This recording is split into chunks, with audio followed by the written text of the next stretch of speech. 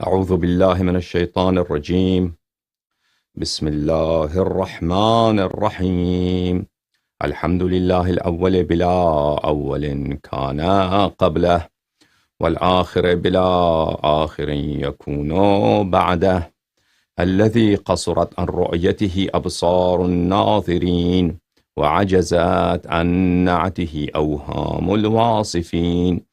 ابتدع بقدرته الخلق ابتداعا، واخترعهم على مشيته اختراعا، ثم سلك بهم طريق إرادته، وبعثهم في سبيل محبته، لا يملكون تأخيرا عما قدمهم إليه، ولا يستطيعون تقدما إلى ما أخرهم عنه. تقدست أسماؤه وتظاهرت آلاؤه، لا يسأل عما يفعل وهم يسألون.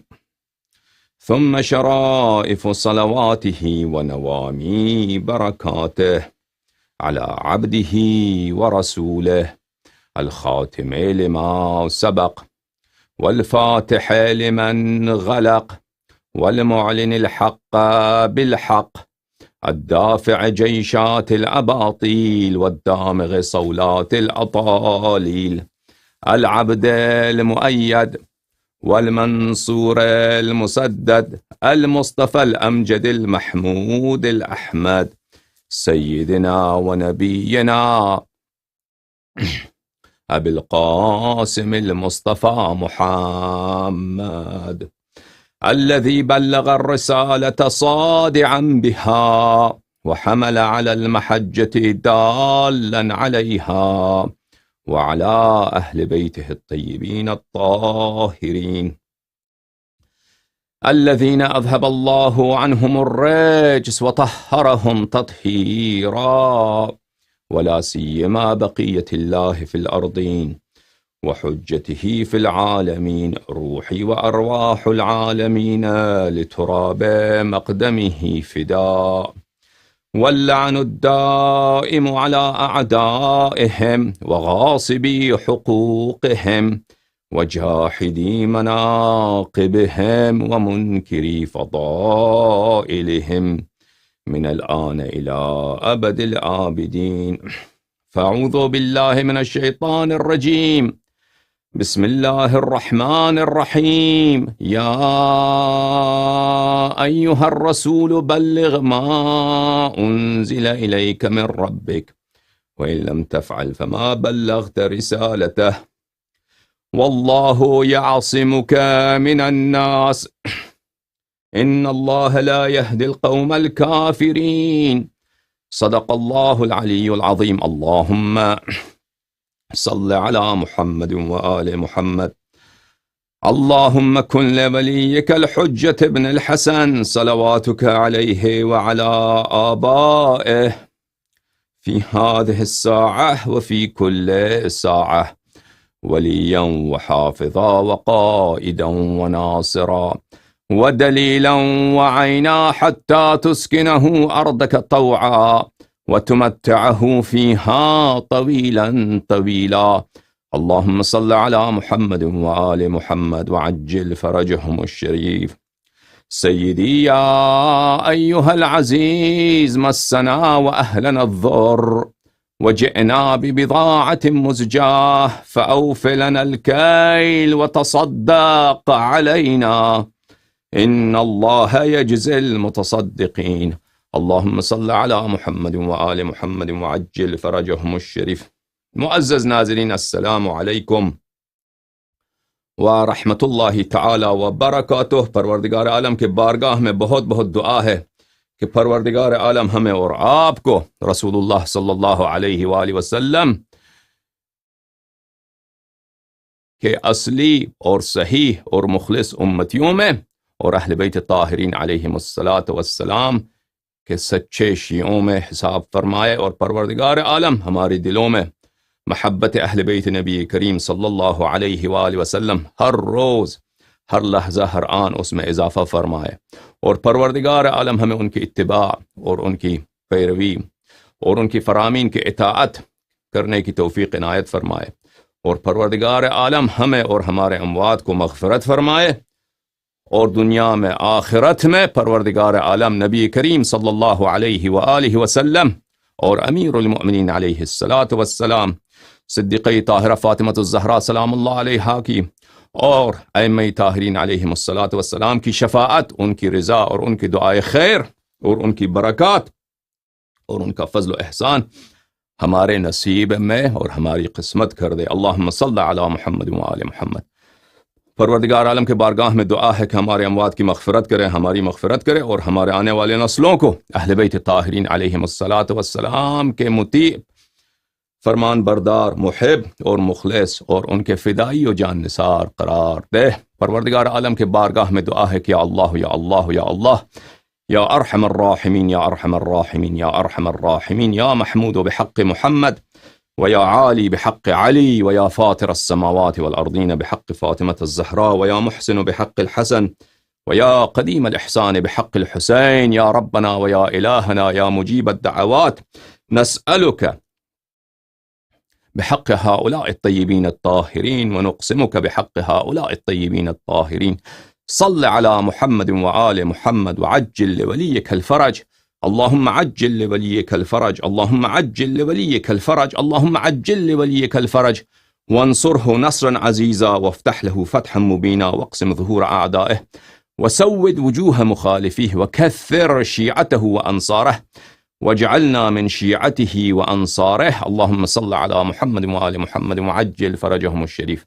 میرے معزز ناظرین، السلام علیکم ورحمۃ اللہ تعالی وبرکاتہ۔ آپ کی خدمت میں عید سعید غدیر کو مبارکباد پیش کرتا ہوں، اور انشاءاللہ اسی مناسبت سے غدیر کے متعلق اور حدیث غدیر کے متعلق اور خطبہ غدیر کے متعلق کچھ مختصر عرائض آپ کی خدمت میں پیش ہیں، اور انشاءاللہ تبارک و تعالی اللہ نے چاہا تو ہماری کوشش یہی ہوگی کہ اکثر اشکالات اور شبہات اور ردود اور اکاذیب جو حدیث غدیر کے متعلق جماعت مخالفین کی جانب سے مطرح کیے جاتے ہیں ان کو طرح کریں اور ان کا جواب دیں انشاءاللہ انہی راتوں میں، انہی کچھ دنوں میں، محرم سے پہلے پہلے انشاءاللہ تبارک و تعالی۔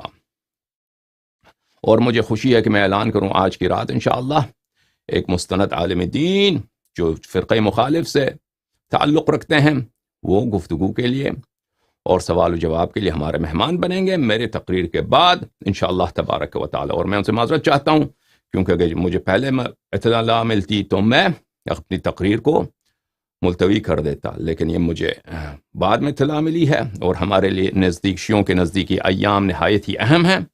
ان ایام میں بعض مطالب کا القاء کرنا، بعض مطالب کا بیان و تبیین کرنا یہ نہایت ضروری ہے، تو اس لیے اس مجبوری کے بنا پر میں جید عالم دین سے معذرت چاہتا ہوں کہ میں یہاں پہ کچھ وقت کے لیے ان کا وقت لوں گا اور تقریر کروں گا، اور اس کے بعد ہی ان سے گفتگو ہو سکے گی۔ بہرحال، اور میں ان کا بہت شکریہ ادا کرتا ہوں کہ انہوں نے ہمیں اس قابل سمجھا کہ وہ ہم سے بات کریں۔ تو بہرحال یہ میرے تقریر کے بعد ان سے گفتگو وہ ہوگی انشاءاللہ تبارک و تعالی۔ ابھی جو ہے میرے عزیزو، پہلی بات تو یہ ہے کہ جماعت مخالفین، فرقہ مخالفین جو ہیں وہ حدیث غدیر کے متعلق بہت ساری رکاوٹیں شیعوں کے سامنے کھڑے کر دیتے ہیں۔ سب سے پہلی رکاوٹ یہ ہے کہ وہ کہہ دیں گے کہ حدیث ہم مانتے نہیں، یہ حدیث ہے ہی نہیں، شیعوں اور روافظ کی حدیث ہے، ان کے اعلام نے یہ کہا ہے، میں نے دیکھا ہے آپ کو کتابیں۔ اور اگر مان بھی لیں کہ کوئی حدیث ہے تو کہیں گے یہ خبر واحد ہے، ضعیف ہے، ٹھیک ہے نا۔ اگر مان بھی لیں صحت اس کی تو کہیں گے خبر واحد ہے، صحیح ہے، ٹھیک ہے، خبر واحد ہے، اس سے ہمیں یقین نہیں آتا۔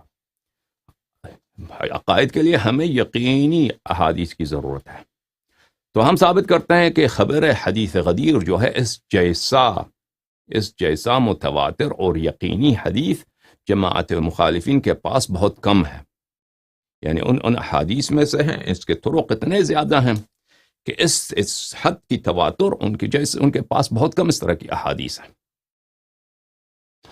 تو جیسے میں نے پچھلے تقاریر میں دکھایا کہ ابن عقدہ نے اس کو 100 سے زیادہ صحابی سے، ابن شاہین نے تصریح کی ہے کہ یہ 100 سے زیادہ صحابی سے، ان میں سے عشرہ مبشرہ، جن میں عشرہ مبشرہ بھی شامل ہیں، اس حدیث کو روایت کی ہے۔ اچھا، اور میں نے بہت سارے اعلام کے اور اکابر کے اور حدیث کے مشائخ کے جو تاریخ میں، نہ کہ اس عصر میں، عبر تاریخ میں ان کا شمار طراز اول کے اکابر میں ہوتا ہے، ان کے تنصیصات اور ان کے تصریحات آپ کو دکھائی ہیں. اور انشاءاللہ تبارک و تعالی اسی طرح جب ہم دلالت پہ جائیں گے کہ حدیث شریف غدیر کی دلالت کیا ہے، کیا اس کا مطلب یہ ہے کہ جو مجھ سے محبت کرتا ہے وہ امیر المؤمنین علیہ السلام سے محبت کرے، اس کا یہ حدیث یہی مطلب ہے یا کچھ اور مطلب ہے، تو سب شبہات کا انشاءاللہ تبارک و تعالی اس طرح ازالہ کر دیں گے، اس طرح ازالہ کر دیں کہ شیعہ انشاءاللہ فخر سے پر نکالیں اور پرواز کرنے لگیں. اور اگر مخالفین میں کوئی انصاف والا ہے تو اس کو اعتراف کرنا پڑے گا، کم از کم اگر وہ زبان سے اعتراف نہ کرے گا تو اپنے ضمیر میں ضرور اعتراف کرے گا کہ یہ حدیث غدیر یہ صریح ہے خلافت و امامت بلا فصل میں. اچھی بات ہے عزیزوں، لیکن پہلی بات یہ ہے کہ ہم بات کرتے ہیں تواتر پر. اعلام عمریہ میں بہت سارے ہیں جنہوں نے تصریح کی ہے کہ حدیث غدیر متواتر ہیں. ان میں سے ایک ہے ملا علی قاری ہروی حنفی، اور وہ مشائخ حدیث میں بھی شامل ہیں، فقہاء میں بھی شامل ہیں، اور جماعت احناف کے بہت بڑے متکلمین میں بھی ان کا شمار ہے. یہ کتاب ہے البدر الطالع بمحاسن من بعد القرن السابع تعلیف الشوکانی، جزء اول، چھاپ دار الکتب الاسلامیہ. یہاں پہ صفحہ نمبر 445 میں ترجمہ ہے، ترجمہ عربی زبان میں، اور علماء کے اصطلاح میں ترجمہ کہتے ہیں زندگی نامہ ہے، بایوگرافی ہے، تذکرہ ہے شیخ ملا علی قاری بن سلطان محمد الحروی الحنفی کا. ولد بحرات ورحل مکہ واخذ عن جماعت من المحققین. اچھا، بہت سارے مصنفات ہیں. ایک مشکات مرقات المفاتیح جو ہے، شرح مشکات مرقات المفاتیح انہی کی تصنیف ہے. شرح الشمائل ہے جو شرح شفا ہے. بہت سارے کتب نے یہاں پہ ذکر کیا ہے. اسامی نے ان کے شان میں یہ فرمایا ہے کہ وصف الجامع للعلوم النقلیہ والعقلیہ، علوم نقلی اور عقلی کے جامع شخصیت اور متضلع من سنت النبویہ صلی اللہ علیہ وآلہ وسلم، اور حدیث کے فن میں بہت ہی ماہر. احد جماہیر الاعلام و مشاہیر اولی الحفظ والافہام. ٹھیک ہے، بہت احد مشاہیر اعلام اور صاحب حفظ اور صاحب فہم شخصیت.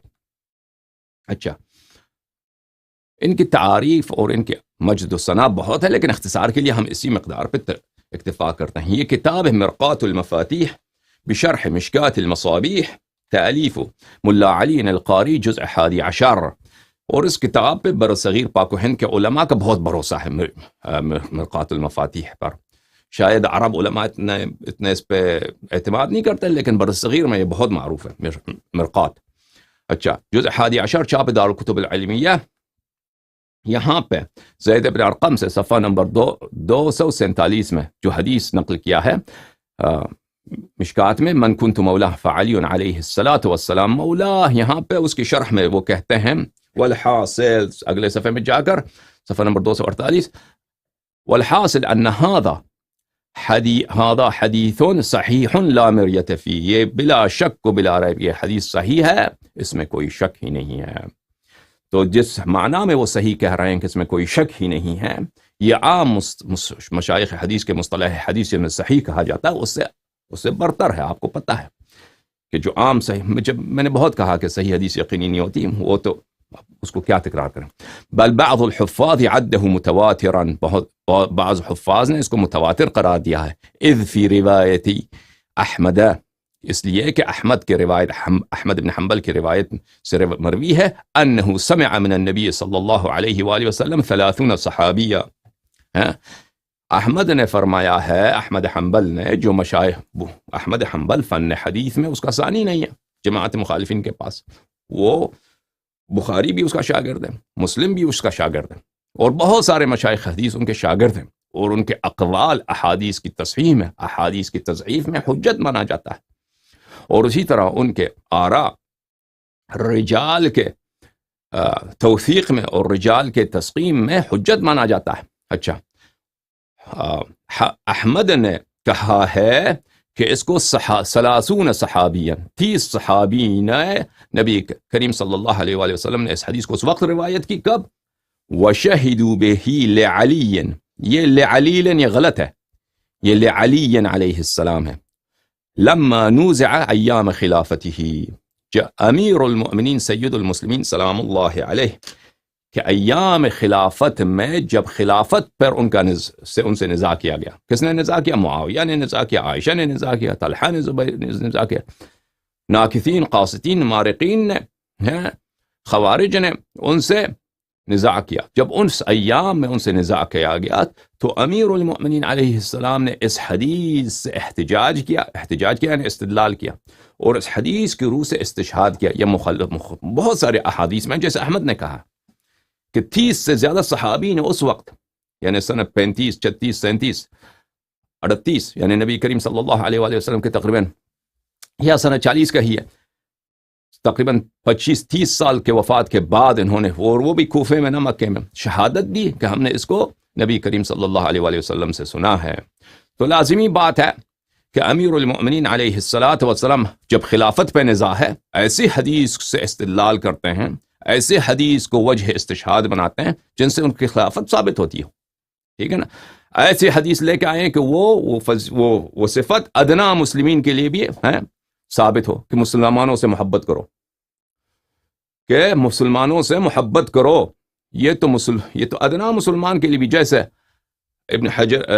ابن تیمیہ نے کہا، میں نے پچھلے جلسے میں آپ کو دکھایا، اور جیسے البانی نے کہا، یہ صفت تو من کن تو مولا، یہ محبوبیت کے معنی میں ہے، یہ تو ادنا یا محبیت کے معنی میں ہے.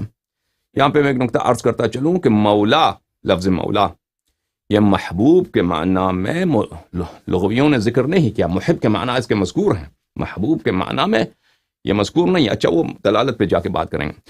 تو جو بھی ہے یہ ادنا مسلمین، سب مسلمین میں اس میں مشترک ہے. تو یہ جب خلافت پہ نزاع ہو رہی ہے، وہ صفت جو گٹیا سے گٹیا مسلمان، گناہگار سے گناہگار مسلمان کے لیے بھی ثابت ہے، اس صفت سے استدلال کرنا یہ تو نہایت ہی بیوقوفی ہے. ٹھیک ہے نا؟ جب خلافت پہ نزاع ہو رہی تو وہ حدیث لانی چاہیے جس سے آپ کی خلافت ثابت ہوتی ہو. ٹھیک ہے نا؟ تو وہ سب لوگ پاگل نہیں تھے. متکلم سید المسلمین یعصوب الدین امیر المؤمنین انت منی بمنزلت ہارون من موسیٰ انا مدینۃ العلم وعلی بابها قل کفى باللہ شہیدا بینی وبینکم ومن عنده علم الکتاب. متکلم وہ، اور شاہد سب صحابہ، سب عرب، سب عربی زبان کے نکات و ظرائف سے واقف، اور مخاطب بھی سب عربی جاننے والے لوگ. تو جب وہ استشہاد کرتے ہیں اس حدیث کی روح سے، جیسے احمد نے شہادت دی ہے، اور یہ بہت سارے احادیث میں ثابت ہے، ہم اس کو لائیں گے انشاءاللہ تبارک و تعالی. یہ قرینہ ہے، اس طرح قرائن بہت زیادہ ہیں، بہت زیادہ.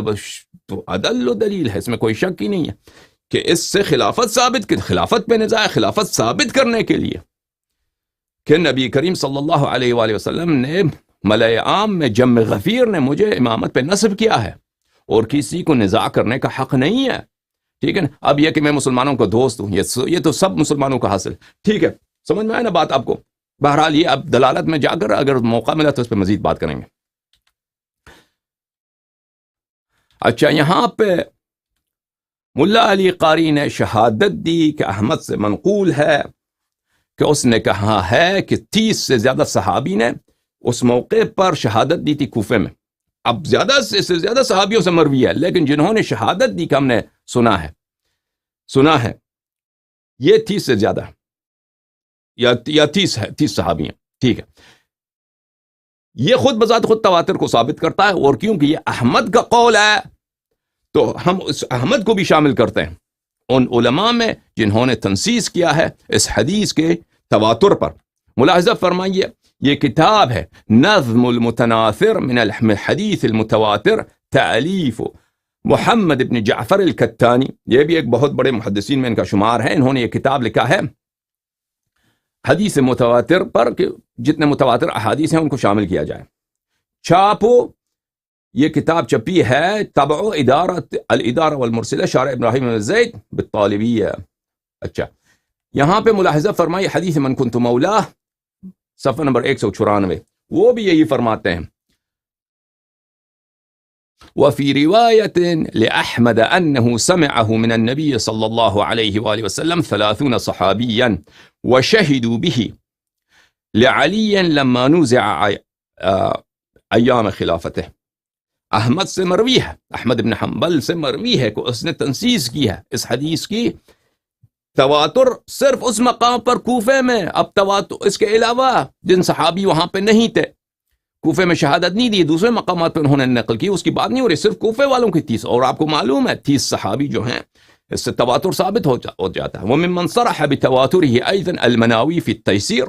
مناوی جناب عبد الرؤوف المناوی نے بھی تیسیر میں بھی اس نے تصریح کی ہے کہ یہ حدیث متواتر ہے، نقلا عن السیوطی، اس نے سیوطی سے نقل کیا جیسے میں نے آپ کو دکھایا. وشارح المواہب اللدنیہ، یہ کون ہے؟ یہ شارح مواہب لدنیہ زرقانی صاحب، زرقانی جو مواہب لدنیہ قسطلانی کی کتاب ہے، اس پہ شرح میں اس نے تصریح کی کہ حدیث متواتر ہے. وفی الصفوۃ للمناوی، بلے اور صفوہ میں، کتاب صفوہ میں مناوی نے پھر تصریح کی ہے کہ یہ حدیث متواتر ہے. اور پھر فرماتے ہیں قال الحافظ ابن حجر، فتح الباری اور میزان الاعتدال وغیرہ، تہذیب التہذیب، تقریب التقریب وغیرہ، قال الحافظ ابن حجر حديث من كنت مولاه خرجه الترمذي والنسائي وهو كثير الطرق جدا وأكثر أسانيدها صحيح وحسن. كثير الطرق ہے اور اس کے اکثر طریق صحیح بذات خود صحیح و حسن ہے. تو اس کے بعد کوئی شک رہتا ہے؟ ابن تیمیہ جو شیخ الاسلام کہلاتا ہے، اس کے تعصب دیکھیے کہ اس کثیر الطریق حدیث کو جب شیعوں کے ضد میں آ جاتا ہے، کہتا ہے یہ حدیث ہے، یہ متنازع فی ہے. ٹھیک ہے نا؟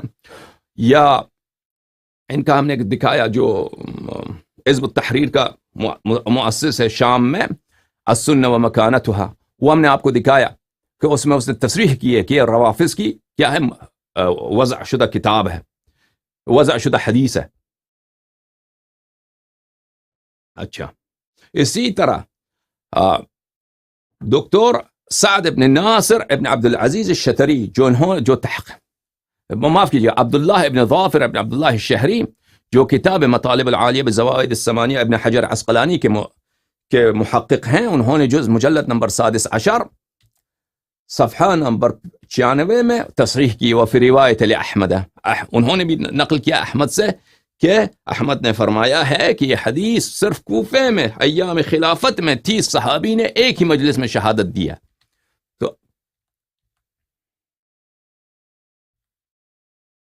اسی طرح ابن حجر حیتمی مکی الصواعق المحرقہ میں انہوں نے بھی احمد سے روایت کی ہے. الصواعق المحرقہ على اہل الرفض والضلال والزندقہ، تألیف ابن حجر الحیتمی عاملہ اللہ بعدلہ، الجزء الاول چاپ دار الوطن، یہاں پہ صفحہ نمبر 106 میں الشبہ الحادی عشر، حدیث غدیر من کنت مولاه کے بعد نقل کرنے کے بعد کہتے ہیں کہ حدیث صحیح لا مریۃ فیہ، یہ حدیث صحیح ہے، اس میں کوئی شک نہیں ہے.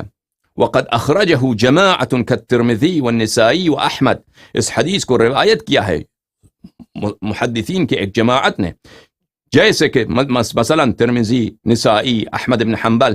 وطرقہ کثیرۃ جدا، یہ تصریح ہے نا، طرقہ کثیرۃ جدا، نہایت ہی زیادہ ہیں اس کے طرق. تواتر کی تصریح ہے، عبارت اخرى عن التواتر. ومن ثم رواہ 16 صحابیہ، اور اسی میں سے ایک جماعت ہے کہ ایک ہی مجلس میں 16 صحابی نے اس کو روایت کیا ہے. وفی روایت لأحمد، اور احمد سے مروی ہے کہ انه سمعه من النبي صلی اللہ علیہ وآلہ وسلم 30 صحابیا وشهدوا به لعلی لما نوزع ایام خلافته، کہ 30 صحابی نے اس حدیث کو رسول پاک صلی اللہ علیہ وآلہ وسلم سے سن کر امیر المؤمنین علیہ الصلاۃ والسلام کی استدعاء پر ایام خلافت میں ان کو اس حدیث کی شہادت دی ہے. ٹھیک ہے نا؟ کما مر، جیسے کہ ہم نے پہلے بتایا اس کو. وکثیر من اسانیدها صحاح وحسان، اور اس کے بہت سارے طریق بنفسها، ایک حدیث اگر بنفسها حسن ہو تو حجت ہوا کرتی ہے جماعت مخالفین کے نزدیک، اگر صحیح ہو تو اس کی حجت اور ہی بھی اعلیٰ، اور اگر بہت سارے طرق ہوں اور ہر طریق بنفسها حسن اور صحیح ہو تو اس جیسا حدیث کہاں ہے جماعت مخالفین کے پاس؟ اس جیسا حدیث کہاں ہے؟ اور بہت ہی کم ہے جماعت مخالفین کے پاس اس طرح کے حدیث. ولا التفات لمن قدح في صحته ولا لمن رده كما بأن عليا كان باليمن.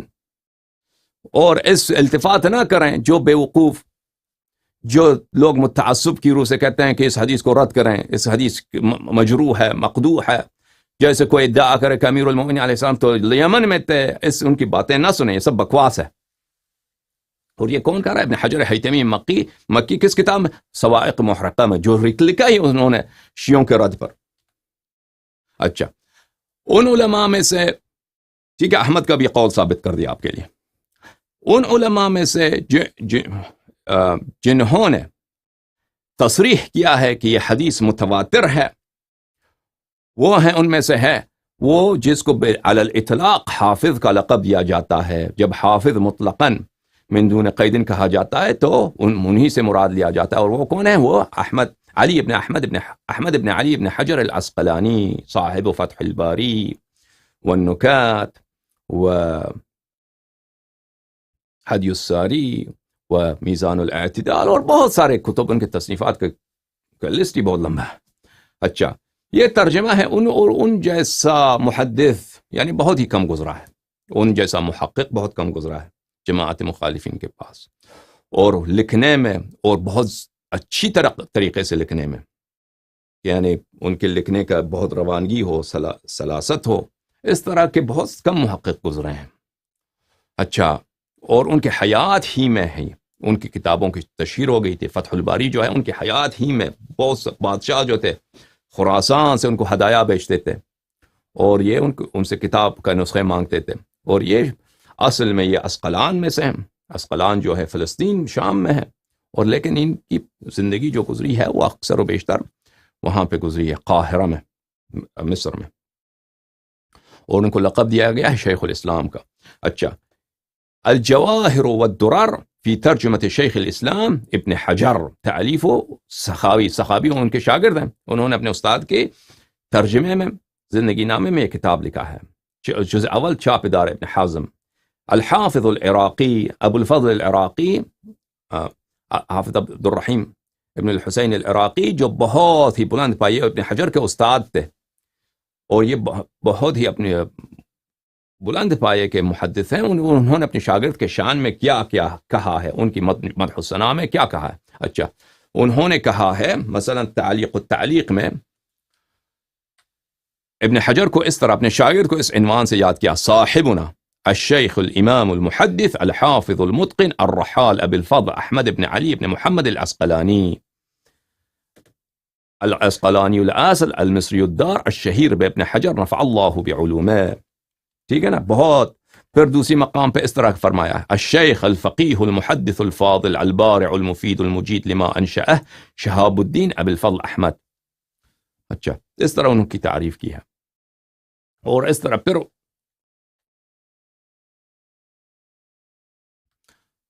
ولما كان، پھر حافظ العراقی نے ابن حجر کی اس طرح تعریف کی: ولما كان شيخ العالم والكامل الفاضل الامام المحدث المفید المجید الحافظ المتقن الضابط الثقة المأمون احمد۔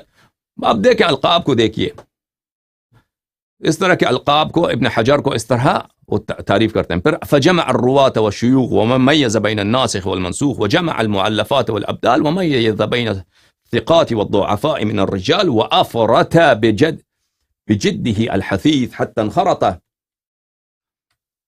في سلك اهل الحديث وحصل في الزمن اليثير على علم غزير۔ اس طرح اپنے شاگرد کی، کیونکہ ان کا اپنے استاد کے حیات میں ان کے علمی رتبہ اتنا بڑھ گیا تھا، ان کی تالیفات اتنی مشہور ہو گئی تھیں، اور اتنے تحقیقات ان کے اتنے زبردست نہیں کہ اس کے استاد نے ان کی اس طرح تعریف کی جیسے استاد اپنے استاد کی تعریف کرتا ہو۔ پھر فرمایا اس کے: وَهُوَ غَنِيٌّ عن الوصية لرغبته في الخير زاده الله علما وفهما ووقارا وسلمه حضرا وسفرا، كتبه عبد الرحيم بن الحسين بن عبد الرحمن العراقي۔ اچھا، عبد الرحمن السیوطی نے حافظ ابن حجر کو طبقات الحفاظ میں اس طرح یاد فرمایا ہے۔ یہ کتاب ہے حافظ ابن حجر طبقات الحفاظ عبد الرحمن السیوطی کی، صفحہ نمبر 522 میں فرماتے ہیں والذی اقوله ان المحدثین عیال فی الرجال وغیرها من فلول الحدیث على اربع المزی والذهبی والعراقی وابن حجر. سب محدثین عیال ہیں، محتاج ہیں. کون کہتا ہے؟ حافظ سیوطی، جو جمع الجوامع حدیث کا سب سے بڑی کتاب کا مؤلف ہے. یوسف ابن کمال مزی، ذہبی، عبد الرحیم العراقی اور حافظ ابن حجر عسقلانی سب کے محتاج ہیں. اور پھر اس کی زندگی نامے میں کہتے ہیں صفحہ نمبر 552 میں شیخ الاسلام و امام الحفاظ فی زمانہ و حافظ الدیار المصریہ. ترجمہ کرنے کی ضرورت نہیں، پتہ چل جاتا آپ کو. بل حافظ الدنیا مطلقہ، بالاطلاق جب ہم حافظ کہتے ہیں تو اس سے مراد کون ہوتا ہے؟ حافظ ابن حجر. اچھا، اس سے روایت ہے کہ اس نے حافظ ابن حجر گیا نے حج پہ گیا تھا، وہاں سے نوجوانی میں زمزم کا پانی پیا اور دعا کی اللہ سے کہ اللہ مجھے ذہبی کا رتبہ عنایت فرما. تو سیوطی فرماتے ہیں فبلغها وزاد علیہا، کہتے ہیں کہ یہ حافظ ابن حجر نے سیوطی کا مرتبہ حاصل کیا، معاف کیجیے، حافظ ابن حجر نے ذہبی کا مرتبہ حاصل کیا اور ذہبی سے بھی وہ بلند چڑھ گئے مقام پر، اس سے بھی انہوں نے زیادہ ترقی کی. پھر فرمایا وصنف التصانيف التي عم النفع بها كشرح البخاري الذي لم يصنف احد في الاولين ولا في الاخرين مثله. یہ خود بھی اس کے پاس شرح بخاری ہے. عبد الرحمن سیوطی کے پاس التوشیح ہے، ظاہر توشیح فی شرح الجامع الصحیح، سیوطی صاحب کی شرح بخاری پر. لیکن وہ فرماتے ہیں کہ جو حافظ ابن حجر کی جو شرح ہے اس جیسا شرح نہ پہلے والوں نے لکھا ہے نہ اس کے بعد آنے والے نے لکھا ہے. اور تقریباً سب محققین کا اجماع ہے کہ فتح الباری بخاری کی بہترین شرح ہے.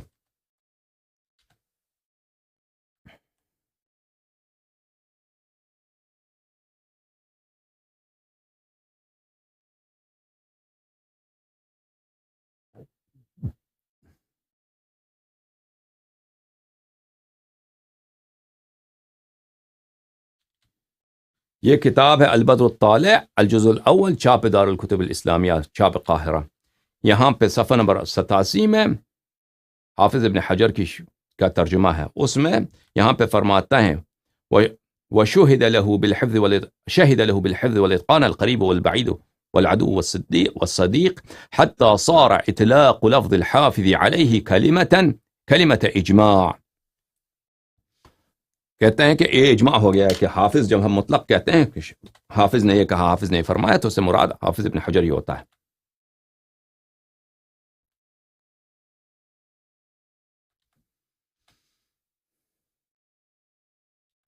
اچھا، اس کے مدائح بہت زیادہ ہیں، اس کے مدح و ثنا بہت زیادہ ہیں، اس کا آپ کا وقت نہ لیں. تو یہ محقق، اس جیسا محقق جماعت مخالفین کے محدثین میں نہایت ہی کم گزرا ہے، فنون حدیث میں بہت ہی کم گزرا ہے. نہایت ہی منفرد، نادر، متمیز، ممتاز شخص ہیں صاحب کتاب فتح الباری حافظ ابن حجر. یہ اپنے کتاب فتح الباری میں دیکھیں کیا فرماتے ہیں حدیث غدیر کے متعلق. فتح الباری بشرح صحیح البخاری حافظ ابن حجر جزء 7 چاپ دار الفکر. یہاں پر صفحہ نمبر 428 میں، سنت 428 میں کتاب چھپی ہے، صفحہ نمبر 342 میں وہ فرماتے ہیں وَأَمَّا حَدِيثُ مَنْ كُنْتُ مَوْلَاهُ فَعَلِيٌّ عَلَيْهِ السَّلَامُ مَوْلَاهُ. یہ حدیث جو ہے فقد اخرجہ الترمذی والنسائی، اس کو تو ترمذی نے بھی روایت کیا، نسائی نے بھی روایت کیا. وهو طریق کثیر الطرق جدا، اس کے اسانید بہت زیادہ ہیں، بہت ہی زیادہ مختلف طرق سے مروی ہے. وقد استوعبها ابن عقدہ فی کتاب مفرد، اور ابن عقدہ نے، ابو العباس ابن عقدہ، جیسے میں نے پہلے آپ کو بتایا، اس کے طرق کو ایک کتاب میں اس نے استیعاب کیا ہے، جمع کیا ہے. وَكَثِيرٌ، اس کے طرق بہت زیادہ ہیں اور بہت سارے اس کے ایسے طرق ایسے ہیں کہ بنفسہاں. وَكَثِيرٌ مِّنْ أَسَانِيدِهَا صِحَاحٌ وَحِسَان، اس کے اسانید صحیح ہیں اور حسن ہیں. ٹھیک ہے نا، یہ تواتر کی نص ہے. جب کہتا ہے کثیرۃ الطرق جدا وکثیر من اسانیدها صحاح وحسان، تو شک ہی نہیں رہتا، کہ حدیث میں کوئی شک ہی نہیں ہے اس کی صحت پر، اس کی تواتر پر، اس کی یقینی ہونے پر.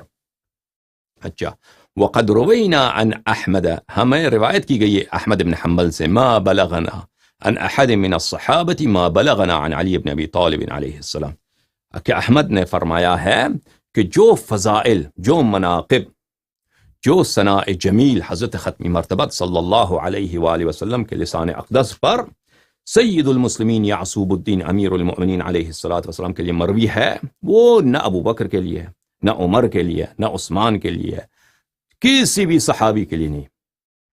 تو پھر مان لو اگر نبی کریم صلی اللہ علیہ وآلہ وسلم سے ان کے حق میں سب سے زیادہ فضیلت ہے تو مان لو کہ وہ افضل ہے، پر تو رد کیوں کرتے ہو؟ نبی کریم جب خود ہی کہتے ہو، تمہارا امام ہے حدیث میں، بخاری مسلم کا ٹیچر ہے، پروفیسر ہے حدیث میں، جب وہ خود کہتا ہے کہ سب سے زیادہ فضیلت ان کی ہے احادیث میں، تو نبی کریم صلی اللہ علیہ وآلہ وسلم کے قول کو کیوں نہیں مانتے؟ پر اچھا آگے چلتے ہیں۔ پھر ان علماء میں سے جنہوں نے تصریح کی ہے، میں اعلام محدثین، محققین محدثین کی بات کرتا ہوں، جنہوں نے تصریح کیا کہ یہ حدیث متواتر ہے، اس حدیث میں کوئی شک نہیں ہے، صالح ابن مہدی مقبلی ہیں۔ ملاحظہ فرمائیے کہ یہ شخصیت کون ہے؟ البدر الطالع بمحاسن من بعد القرن السابع، تالیف الشوکانی، الجزء الاول، چھاپ دار الکتب الاسلامی، قاہرہ میں یہ کتاب چھپی ہے، یہاں پہ صفحہ نمبر 228 میں صالح ابن مہدی المقبلی الصنعانی ثم المکی، ان کی حیات میں ان کا وہ کون ہے؟ وكان ألزم نفسه السلوك مسلك الصحابة وعدم التعويل على تقليد أهل العلم في جميع الفنون، ان کی زندگی بالکل زہد میں، پارسائی میں صحابہ جیسا تھا، اور یہ کسی بھی علم میں کسی کی تقلید نہیں کرتے تھے، نہ فقہ میں، نہ عقیدے میں، نہ حدیث میں، کسی فن، ہر فن میں یہ خود اپنی تحقیق پہ بھروسہ کرتے تھے، اور کسی کا ان کے محاسن و تعریف بہت ہیں۔ وہ مکے میں رہے اور مکے میں آخر تک رہے، اور بہت سارے مکے کے مشائخ سے ان کے مختلف موضوعات پر انہوں نے کتاب لکھی ہیں، ان کے رد پر، ان کی تائید پر۔ بہرحال یہ کتاب ہے الابحاث المسندہ، الابحاث المسددہ فی علوم متعددہ، تألیف الامام العلامہ المجتہد صالح ابن مہدی ابن علی ابن عبداللہ المقبلی الربیعی۔ اچھا، طبع مکتبۃ الجیل الجدید، یہ کتاب چھپی ہے صنعاء میں سنہ 2007 میں۔ یہاں پہ ملاحظہ فرمائیے، صفحہ نمبر 344 میں فرماتے ہیں من شواہد ذلك ما ورد في حق علي وهو على حدته متواتر معنى، کہتے ہیں کہ یہ ایک حدیث کے متعلق بات کر رہے ہیں، کہتے ہیں اس حدیث کے شاہد میں لے کے آتا ہوں، اور یہ شاہد بنفسها اپنی مقام پر، مع غض النظر، مع قطع النظر عن بقیت الامور، یہ بنفسها متواتر معنوی ہے۔ ومن اوضح معنى وشهر اشهره روایتا، اور یہ سب احادیث سے معنی میں زیادہ واضح تر اور شہرت میں سب سے زیادہ مشہور تر ہے۔ وہ کون سی حدیث ہے؟ حدیث من کنت مولا فعلی علیہ السلام مولا۔ وفی بعض روایات ہی زیادت، اور اس میں بعض روایت میں یہ زیادہ نقل کیا گیا اللہم والی من والا وعاد من عادا، اور بعض دوسرے میں یہ بھی زیادہ ہے وانصر من نصرہ وخذل من خذلہ، وطرقہ کثیرۃ جدا، اور اس کے طرق بہت زیادہ ہیں، اس کے طرق کثیرۃ جدا، تصریح کے تواتر پر، تصریح کے کثیرت طرق ہونے پر۔ ولذا ذهب بعضهم انه متواتر لفظا فضلا عن المعنى، لذا بعض علماء نے تصریح کیا ہے کہ متواتر لفظی ہے، متواتر لفظی ہے، نہ صرف یہ متواتر ہے معنوی، متواتر لفظی ہے۔ وعزاه السیوطی في الجامع الكبير الى احمد ابن حنبل، سیوطی نے اس کو اپنے جمع الجوامع میں اس حدیث کو نسبت دیا ہے احمد سے، حاکم سے، ابن ابی شیبہ سے، طبرانی، ابن ماجہ، ابن قانع، ترمذی، نسائی، ابن ابی عاصم شیرازی، ابو نعیم، ابن عقدہ، ابن حبان، خطیب سے، خطیب بغداد سے، بعضهم من روایت الصحابی صحابیا وبعضهم من روایت اثنین وبعضهم اکثر من ذلك۔ پھر وہ صحابیوں کا نام لاتے ہیں کہ بہت سے یہ صحابہ، قیس ابن ثابت، زید ابن شراحیل الى آخری، عن زید ابن ارقم و30 رجلا من الصحابہ، اس کے کہ بہت سارے صحابہ کا نام لیتے ہیں، اس کے فرماتے ہیں اس کے علاوہ بھی 30 اور مزید صحابی ہیں جنہوں نے روایت کی اس حدیث کو۔ نعم، پھر فرماتے ہیں اگلے صفحے میں، نعم فإن كان مثل هذا معلوما وإلا فما معلوم في الدنيا، کہتے ہیں کہ اگر یہ حدیث یقینی نہیں ہے، یہ حدیث، علم سے مراد یقین، اگر یہ حدیث یقینی نہیں تو دنیا میں کوئی چیز یقینی ہے ہی نہیں۔ اگر یہ حدیث یقینی نہیں ہے کہ رسول اللہ صلی اللہ علیہ وآلہ وسلم نے اپنے بھائی، اپنے داماد، اپنے نفس نفیس کے متعلق یہ بیان فرمائے، من کنت مولا فہذا علی علیہ السلام مولا. تو کوئی دنیا میں کوئی چیز معلوم ہی نہیں ہے بھائی. اگر اس میں شک ہے تو سب چیزوں میں شک ہے. اب دلالت کی بات نہیں ہو رہی ہے. کس کی بات ہو رہی ہے عزیزو؟ اب بات ہو رہی سند پہ، کہ سند پہ جنہوں نے خدشہ کیا ہے یہ ان کے تعصب، یہ ان کے شیعوں کے خلاف مسکنت اور بے چارگی، کیونکہ یہ حدیث صریح ہے ولایت اور امامت و خلافت پر.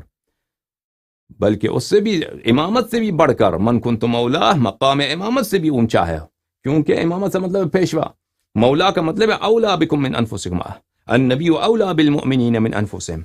میں ثابت کروں گا انشاءاللہ تبارک و تعالیٰ کہ مولا اولا کے معنوں میں قرآن میں، ادب میں، لغت میں، سنت میں، یہ سب انشاءاللہ تبارک و تعالیٰ آپ کے خدمت میں ثابت کیا جائے گا، اور انشاءاللہ تبارک و تعالیٰ جو اباطیل نواسب کے ہیں وہ سب کا ازالہ کیا جائے گا. لیکن اس میں ٹائم لگتا ہے بھائیوں. ادعا صرف کافی نہیں ہوتا کہ میں ادعا کروں یہ متواتر ہے، مولا کا مولا اولا ہے، تو پھر سب مذاق ہی اڑائیں گے نا. یا حسرتاً علی العباد ما یاتیہم من رسول الا کانوا بہ یستہزئون. مخالفین کا کام ہی کیا ہے؟ مذاق اڑانا. ٹھیک ہے نا. مذہب شیعوں کے پاس علم نہیں ہے، شیعہ ادعا کرتے ہیں دلیل دکھاؤ. جب دلیل دکھاتے ہیں تو کہتے ہیں ٹائم لگتا ہے، آپ بہت مفت تفصیل دیتے ہیں. تو بھئی میرے پاس کوئی چارہ کار نہیں ہے. کتابیں میں جلدی دکھاتا ہوں، صفحات اس میں سے بہت سارے نہیں دکھاتا، مختصر کر کے بتاتا ہوں. وَإِلَّا دلیل ہمارے پاس اس سے بہت زیادہ ہے. ٹائم لگتا ہے بھائی، اس میں میرے اس سے کوئی چارہ نہیں ہے.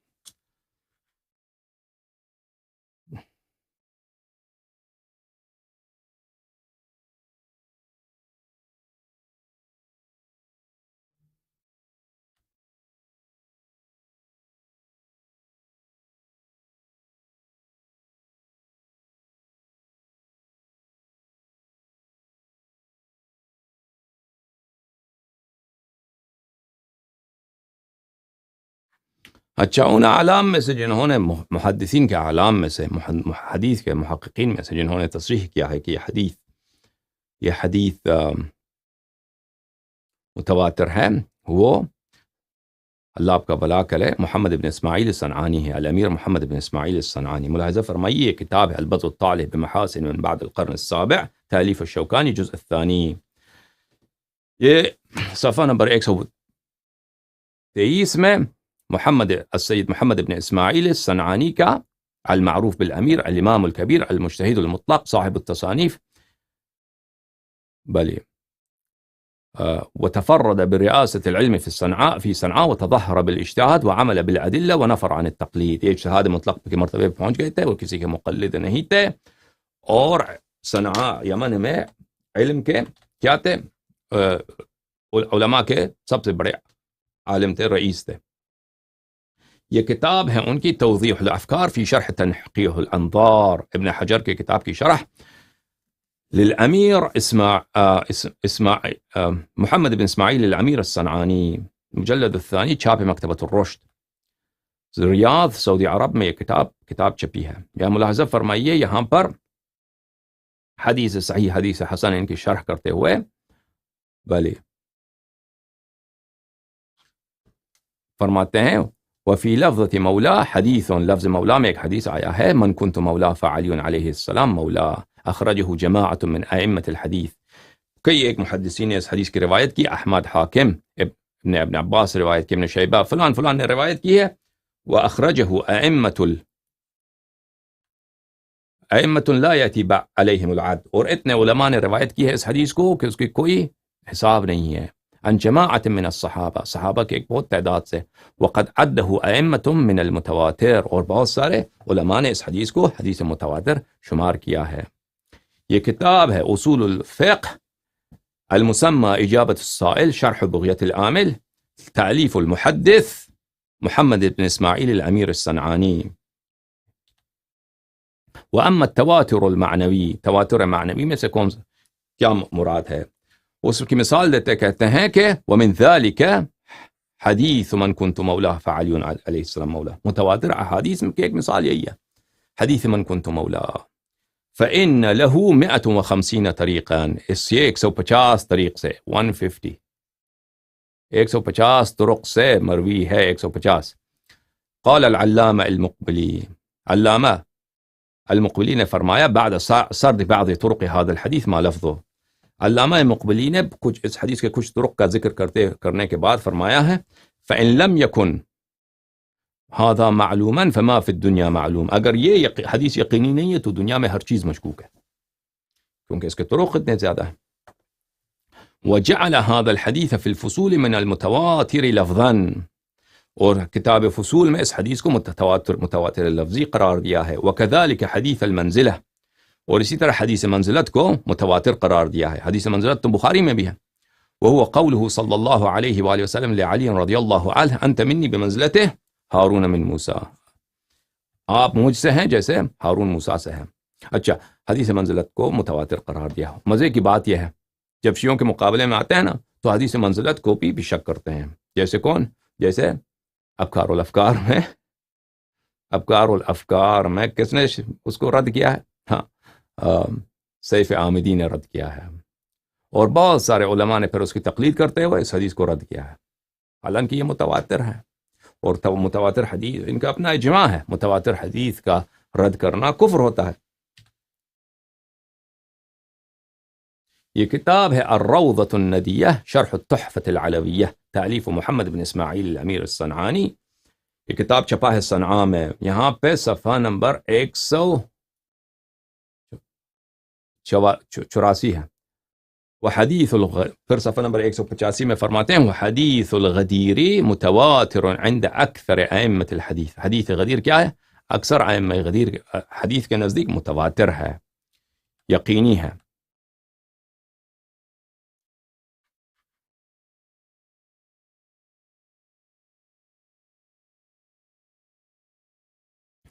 ان علماء میں سے جنہوں نے تصریح کیا ہے کہ حدیث غدیر متواتر ہے، وہ ان میں ابو الفداء العجلونی ہے، اور وہ اجلون، شہر اجلون میں سے، اجلون جو شام اردن میں ہے۔ اچھا، ملاحظہ فرمائیے کتاب سلک الدرر فی اعیان القرن الثانی عشر، تالیف ابی الفضل محمد خلیل ابن علی المرادی، جزء اول، چھاپ دار البشائر الاسلامیہ۔ یہاں پہ ملاحظہ فرمائیے اس کتاب میں صفحہ نمبر 259 میں ان کی زندگی نامہ ہے۔ اسماعیل ابن محمد ابن عبد الہادی ابن عبد الغنی الشہیر بالجراحی الشافعی العجلونی، وہ کون ہے؟ الشیخ الامام العالم الہمام الحجہ الرحلہ العمدہ الورع العلامہ۔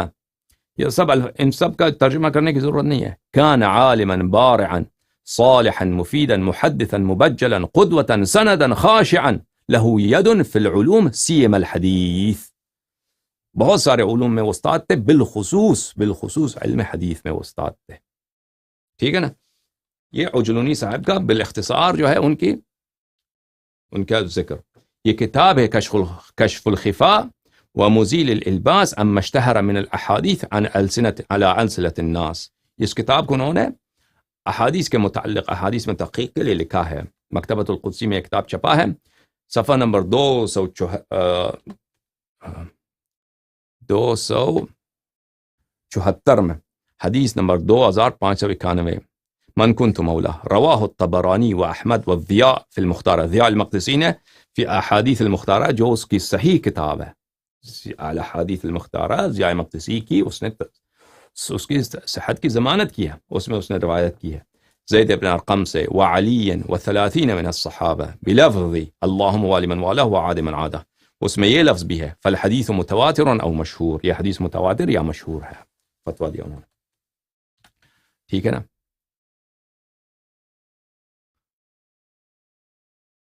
ان علماء میں سے جنہوں نے اس حدیث کے تواتر پہ تصریح کیا ہے وہ ہیں محمد ثناء اللہ العثمانی الحنفی المظہری۔ ملاحظہ فرمائیے تفسیر المظہری ہے، جزء 13 طبع دار احیاء التراث العربی، یہاں پر صفحہ نمبر 163 میں کہتے ہیں واحتجوا بحدیث البراء ابن عازب وزید ابن ارقم، شیعہ احتجاج کرتے ہیں، استدلال کرتے ہیں حدیث برا سے، حدیث زید بن ارقم سے کہ رسول خدا صلی اللہ علیہ وآلہ وسلم جب غدیر خم میں آئے، اخذ بید علی علیہ السلام، انہوں نے امیر المؤمنین علیہ السلام کا ہاتھ پکڑا، الستم تعلمون انی اولی بالمؤمنین من انفسهم قالوا بلا، قال الستم تعلمون انی اولی بكل مؤمن من نفسی قالوا بلا، قال اللهم من كنت مولا فعلی علیہ السلام مولا وال من والا وعاد من عادا.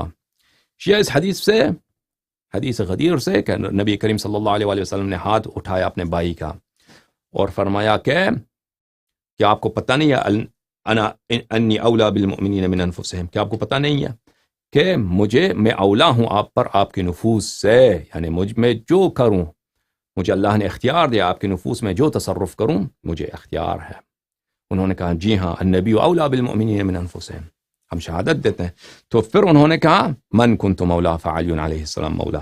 اب ہم ثابت کریں گے انشاءاللہ تبارک و تعالی آنے دنوں پر کلمہ مولا اولا کے معنی میں ہے لغت، ادب، قرآن سنت. لغت، ادب، قرآن سنت کی روح سے ہے. انشاءاللہ تبارک و تعالی بہت زیادہ آپ کی خدمت میں انشاءاللہ دکھائیں گے، اور سب مخالفین کے کتب سے، کوئی ضرورت نہیں ہے شیعوں کے کتب دکھانے کی. تو اس کے بعد عمر آئے، فقال له هنيئا يا ابن ابی طالب اصبحت وامسيت مولا كل مؤمن ومؤمنہ.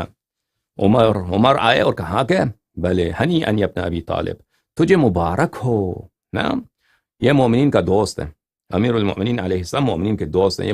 یہ تو سب میں نے کہا نا، بنگالی کالا مسلم ہو، چائنیز مسلم ہو، جو مسلمان اس کو کیا سمجھتے ہیں، کم سمجھتے ہیں. مثلا ویسے بنگالی مسلمان ہمارے بھائی ہیں سر آنکھوں پر، لیکن مسلمانوں میں جو ہے نسل پرستی تو ہے نا، کالوں کو وہ کم سمجھتے ہیں. جو بھی کم تر آپ سمجھتے ہیں وہ بھی تو مسلمانوں. یہ تو صفت المؤمنون بعضهم اولیاء بعض، یہ تو سب کو حاصل ہے. وہ ایک صفت جو ادنا سے ادنا مسلمان کو حاصل ہے، ہاں، اگر وہ امامت نہیں ہے، ہاں، اور وہ صفت جو پہلے سے بھی حاصل تھا، اس کو مبارک دینے کی کیا ضرورت تھی. عمر نے جو مبارکباد دی ہے، اور یہ خود کہتے ہیں یہ حدیث صحیح ہے بلکہ متواتر ہے، ابھی دکھاتا ہوں. تو واضح ہے، یہ قرائن میں سے قرینہ ہے کہ عمر نے جو سمجھا، اس کے ذہن میں کوئی خدشہ ہی نہیں تھا، اس کے ذہن میں کوئی شک و شبہ ہی نہیں تھا عمر کے ذہن میں، کہ یہ امیر المؤمنین علیہ الصلاۃ والسلام کی امارت، ان کی امامت اور ان کی خلافت بلا فصل اور ان کے وجوب طاعت اور وہی حق تصرف جو نبی کریم صلی اللہ علیہ وسلم کو حاصل ہے، وہ سید المسلمین علیہ السلام کو اس حدیث کی روح سے حاصل ہے. اسی لیے تو مبارکباد دے رہا ہے. اگر وہ ایسی صفت ہو جو عورت کو بھی حاصل ہے، بوڑھے کو بھی حاصل ہے، تازہ مسلمان کو بھی حاصل ہے نا، نیو کانورٹ کو بھی حاصل ہے، کالا گورا سب کو حاصل ہے، اس کو مبارکباد دینے کی تو کوئی بات ہی نہیں ہے. اور اس سے پہلے نبی کریم صلی اللہ علیہ وسلم تعلمون انی اولا بكل مؤمن من نفسه، کیا آپ کو نہیں پتا کہ میں النبی اولا بالمؤمنین من انفسهم. تو یہ ان سے اقرار لینا یہ اہم بات کے لیے اقرار کیا جاتا ہے کہ میں آپ میں ایسا تصرف کروں گا کہ آپ کو اس میں مخالفت کی ضرورت نہیں ہے، کیونکہ النبی اولا بالمؤمنین من انفسهم. ٹھیک ہے نا، اس میں آپ کو کوئی مخالفت کی اجازت نہیں ہے ایسا کام کرنے کے لیے. اسی لیے، اور وہ ہے خلیفہ تعین کرنے، اور خلافت کا مقام ایسا مقام ہے کہ اس کے میں سب راغب ہیں کہ میں خلیفہ بنوں، میں امام بنوں، مجھے پاور مل جائے. میں اس میں تو سب کوئی شک ہی نہیں. ہر شخص چاہتا ہے کہ اس کو طاقت ملے، اس کو عزت ملے. قرائن بہت زیادہ ہیں بہرحال. وَرَوَاهُ أَحْمَدْ وَغَيْرُهُ، پھر ادھر تحقیق میں رواہ احمد ورجالہ ثقات. وقد بلغ هذا الحديث مبلغ التواتر. یہ حدیث متواتر ہے بھائی، یہ حدیث یقینی ہے، متواتر ہے، اس میں شک نہیں ہے. اب میں آپ کبھی موقع ملا تو میں آپ کو دکھاؤں گا کہ علماء مخالفین نے تصریح کیا ہے کہ بخاری کے اور مسلم کے احادیث صحیح ہیں، لیکن یہ یقینی نہیں ہے. ہم تعبداً اس پہ عمل کرتے ہیں. یہ خبر واحد ہے، یہ تعبداً اس پہ عمل کرتے ہیں. میں نے ایک بحث چہ رہا تھا پچھلے دنوں کہ خبر صحیح جو ہے یقینی نہیں ہوا کرتی، ضروری نہیں ہے کہ وہ یقینی ہو. تو انشاءاللہ تبارک و تعالیٰ اس کی تکملہ میں کبھی عرض کروں گا کہ صحیح جو کہ فلانی حدیث صحیح ہے. صحیح کا مطلب ہمارے ذہنوں میں یہ ہے کہ یہ صحیح ہے، واقعاً پیغمبر صلی اللہ علیہ وسلم نے یہ فرمایا ہے. ٹھیک ہے نا، ہم تو لغوی معنی لیتے ہیں اس سے، لیکن محدثین کے نزدیک یہ لغوی معنی اس کے منظور نہیں ہوتے. صحیح سے ہم مراد لیتے ہیں کہ واقعاً یہ حقیقت ہے، یہ سچ ہے، اس میں کوئی شک ہی نہیں ہے. لیکن یہ نہیں ہے صحیح کا مطلب.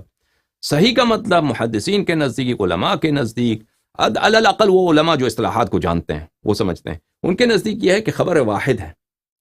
یہ ایک نے دوسرے سے، نے دوسرے نے تیسرے چوتھے پانچویں سے روایت کی، یہ سب ثقہ ہیں، سب اس میں انقطاع نہیں ہے. تو تو اس طرح اگر ہو، اس طرح تو وہ تعبداً حجت ہوا کرتی ہے، نہ کہ وہ یقینی ہو ضروری طور پر. ہاں شواہد ہوں، قرائن ہوں اتنے زیادہ کہ وہ یقین آ جائے انسان پہ تو وہ متواتر یقینی بن جاتا ہے. وَإِلَّا وہ تعبداً دلیل خاص ہے کہ ہم نے اس پہ عمل کرنا. وہ دلیل خاص کیا ہے؟ وہ آئے نفر ہے، اور میں آئے نفر کو بتایا آپ کو، اس کا تعلق ہی نہیں ہے اس بات سے. یہ علماء کی بے چارگی ہے کہ ظن پہ کیوں عمل کرتے ہیں، گمان پہ کیوں عمل کرتے ہیں، یقین تو ہے نہیں. تو وہ ان کو کوئی دلیل نہیں ملی، وہ ایک آیت لے کے آئے قرآن سے، آئے نفر کو، جو اس سے اس موضوع پہ ہے ہی نہیں. ٹھیک ہے نا، کہتے ہیں اس سے دلالت. بہرحال وہ بھی ہمارا ٹاپک نہیں ہے. رواہ جمع من المحدثین فی الصحاح والسنن والمسانید برواية النحو من 30 صحابہ من اصحاب رسول اللہ صلی اللہ علیہ وآلہ وسلم. جمع من المحدثین نے صحاح میں، سنن میں، مسانید میں 30 سے زیادہ صحابی کو، 30 کے لگ بھگ صحابی سے روایت کی ہے. اور پھر وہ صحابے کا نام لے کے آتے ہیں، پھر کہتے ہیں کہ قالت الروافض، اگلے صفحے میں فرماتے ہیں قالت الروافض، روافض کہتے ہیں هذا حدیث غدیر خم نص جلی فی خلافت علی رضی اللہ عنہ. یہ حدیث نص جلی ہے خلافت پر، اور ہم اس کو نہیں مانتے، ہم اس کو نہیں مانتے کہ یہ نص جلی ہو، نہیں، یہ کسی اور معنی پہ دلا. وہاں پہ جھگڑا تھا، وہاں پہ ناراضگی تھی، اس کو دور کرنے کے لیے. اب بتائیں، آئیں گے انشاءاللہ تب. کوئی جھگڑا، کوئی ناراضگی، یہ سب جھوٹ ہے بھائی. وہ جھگڑا وہ 2 سال پہلے کی بات ہے، یمن کے سفر کی. وہ انشاءاللہ تبارک و تعالی وہ بتائیں گے. وہ رسول پاک صلی اللہ علیہ وسلم نے اسی وقت مجلس میں ان کا جواب دیا تھا. اچھا، ان علماء میں سے جنہوں نے تصریح کی ہے کہ یہ حدیث متواتر ہے میرے عزیزو، کون ہے؟ جناب البانی ہیں، محمد ناصر الدین الالبانی. یہ البانیہ جو یورپ میں ملک ہے، وہاں پہ مسلمان کچھ ہیں صوفی مسلک کے. یہ عثمانی خلافت کے دور میں جب یورپ کا کافی حصہ ترکوں نے فتح کیا تھا، تو اس زمانے میں یہاں پہ کافی لوگ مسلمان ہو چکے تھے یورپ میں، جیسے بوسنیا میں مسلمان ہیں. وہ اتراک ترکوں کے حکومت کے زمانے سے مسلمان ہیں. اچھا، تو یہ ان کا اصل وہاں سے ہے، البانیہ سے، اور یہ شام میں بستے تھے، دمشق میں، اور اسی لیے ان کو اپنے آپ کو البانی کہتے ہیں کہ میرا اصل البانیہ سے ہے. اور یہ نہایت ہی کٹر انٹار شیعہ، اتنا متعصب اور اتنا جھوٹا اور اتنا بے شرم. سبحان اللہ، سبحان اللہ، سبحان اللہ. میں اس کے متعلق حبیب الرحمن اعظمی صاحب کی، اب لوگ مجھے نہیں کہیں گے نا کہ آپ نے کیسے کہا کہ میں حبیب الرحمن اعظمی کا ایک بات آپ کو سناتا ہوں. وہ اعظم گڑھ کے بہت بڑے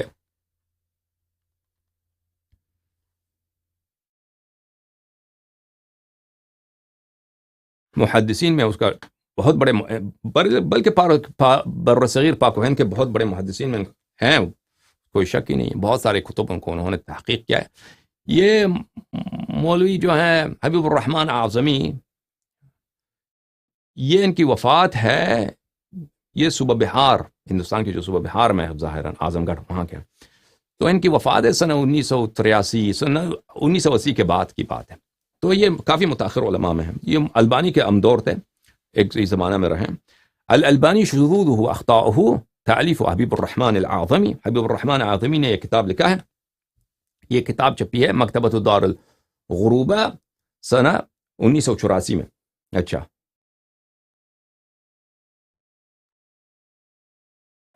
یہاں پہ صفحہ نمبر 30 میں کہتے ہیں وقد أكثر الألباني من تحسين الأحاديث لشواهدها أو متابعاتها الضعيفة حتى لقد أعياني أن أنقلها برمتها وقد يمل القارئ من قراءة ما نقلت منها مع أنه قليل جدا. کہتے ہیں البانی کی کیا بات کروں، یہ کوئی ایک جب اس کا دل چاہتا ہے کہ اس حدیث کو میں نے صحیح ثابت کرنا ہے، تو وہ کوئی شاہد کہیں سے لے کے آ جاتا. وہ شاہد بنفس ہاں بہت ضعیف، بہت جھوٹی، بہت کمزور حدیث، جھوٹی تو نہیں کمزور، تو اس کو لے کر کہ یہ شاہد ہے حدیث، اس لیے فتویٰ دیتا ہے فوراً کہ صحیح ہے. اور پھر سب وہابی لگ جاتے ہیں کہ وہ البانی نے تصحیح کیا، جیسے آسمان سے کوئی وحی نازل ہوئی.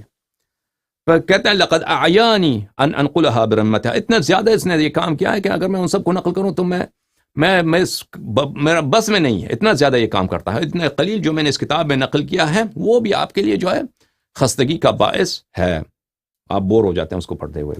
وتصرفاته في هذا الباب عجيبة، اور اس کے جو فتوے ہیں جو حدیث کو صحیح کرتا ہے ضعیف کرتا ہے، یہ عجیب و غریب اس کا طریقہ کار ہے. حبیب الرحمن فرماتے ہیں فَتَرَاهُ يُنْقِذُ فِي الضَّعِيفَ مَا أَبْرَمَهُ فِي الصَّحِيحِ صحیحہ. سلسلہ ضعیفہ البانی کا ایک سلسلہ ضعیفہ اور احادیث موضوعہ ہے. کہتے ہیں دیکھو کہ وہی قاعدہ جس کی روح سے اس نے بہت سارے احادیث کو سلسلہ صحیحہ میں اس نے تصحیح کیا، اسی قاعدے کی روح سے کیا کرتا ہے، یہ سلسلہ ضعیفہ میں آ کر اسی قاعدے کی روح سے اس کو کہتے ہیں یہ حدیث ضعیف ہے. بھائی اگر قاعدہ وہی ہے، تو نے تو اسی قاعدے کی روح سے اتنے احادیث کو یہ تیری تعصب نے مانگا تھا، اپنی تعصب کے بنا پر، اپنی ہوائے نفس کے بنا پر تو نے تو بہت سارے احادیث کو اسی قاعدے کی روح سے تو نے تصحیح کیا، اب اسی کو تو جو ہے یہاں پہ تضعیف کے لیے لے کے آیا. وَيُمْهِلُ الْقَوَاعِدِ الَّتِي رَعَاهَا فِي الصَّحِيحَةِ، اور وہ قواعد جو انہوں نے سلسلہ صحیحہ میں اس کی مراعات کی تھی، اس کو ضعیفہ میں جو ہے کیا ہے اس کو بھول جاتے ہیں کہ یہ قاعدہ تو بھائی میں نے وہاں پہ فَلَا يُقِيمُ لَهَا وَزْنًا فِي الضَّعِيفَةِ، وہ قواعد جن کی روح سے انہوں نے احادیث کی تصحیح کی تھی وہ بھول جاتا ہے کہ بھئی یہی قواعد جن کی روح سے ہم نے بہت سارے احادیث کی تصحیح کیا سلسلہ صحیحہ میں، انہی کی روح سے آپ کی سلسلہ ضعیفہ کی بہت سے احادیث بھی صحیح بن جاتی ہیں، لیکن ان کو بھول جاتا ہے. کیوں ایسا کرتا ہے؟ ہاں حبیب الرحمن اعظمی صاحب فتویٰ دیتے ہیں وَذَلِكَ لِأَنَّ التصحیح والتضعیف دائمان یکونان بحکم شہوته. ہاں ٹھیک ہے نا بھائی، میں نے صحیح کہہ دیا یعنی کہ یہ آدمی ہے منافق، یہ اس کے کسی تصحیح پہ کوئی بھروسہ نہیں ہے، اس کے کسی فتوے پہ بھروسہ نہیں، یہ آدمی اس کا یہ بس اس کی تعصب کی بنا حدیث پسند آیا متن، اگر وہ حدیث اس کو چاہیے، اگر متن پسند آیا تو اس کو کسی نہ کسی طریقے سے اس تصحیح کر دے گا. اگر حدیث کا متن پسند نہیں آیا وہ کوئی طریقہ ڈھونڈ لے گا، اس کے لیے کوئی قاعدہ ڈھونڈ لے گا. اس طرح قواعد تو بہت سارے ہیں جو متناقض ہیں ایک دوسرے سے، اس کی روح سے اس کو تضعیف کر دے گا. فرماتے ہیں اس لیے کہ تضعیف اور تصحیح اور تضعیف، حدیث کی صحیح بنانا اور ضعیف بنانا، یہ ہمیشہ اس کے شہوت کے تابع ہوتے ہیں. کس کے شہوت؟ یعنی اس کے تعصب، اس کی ذاتی رائے، ذاتی عقیدہ، جو دل کا میل ہے اس کے بنا پر ہوتے ہیں. وَطِبْقَ هَوَا، اس کے ہوائے نفس کے مطابق ہیں. فَإِذَا اشْتَهَى أَن يُصَحِّحَ حَدِيثًا يَتَقَوَّى بِهِ فِي الْخُرُوجِ عَلَى أَئِمَّةِ الْاجْتِهَادِ وَالْفَتْوَى أو جهابذة الحديث وسيارفة الفن استعمل قاعدة من القواعد. اگر اس کو ایک حدیث کی ضرورت ہے کہ مثلا اپنے عقیدہ جو سلفیت کا عقیدہ ہے، جو طریقہ کار ہے، اس کو ثابت کرنے کے لیے میں نے اس حدیث کو صحیح کرنا ہے، تو وہ ایک قاعدہ لے کے آ جاتا ہے بھائی، ہاں کہ بھئی یہ اس قاعدے کی روح سے حدیث صحیح ہے، تو اس میں حدیث میں وہی اسی قاعدے کو صحیح ضعیف حدیث میں بھی لگاؤ نا. یہ میری بات نہیں میرے عزیزوں، یہ ایک بہت بڑے محقق ہیں. کون؟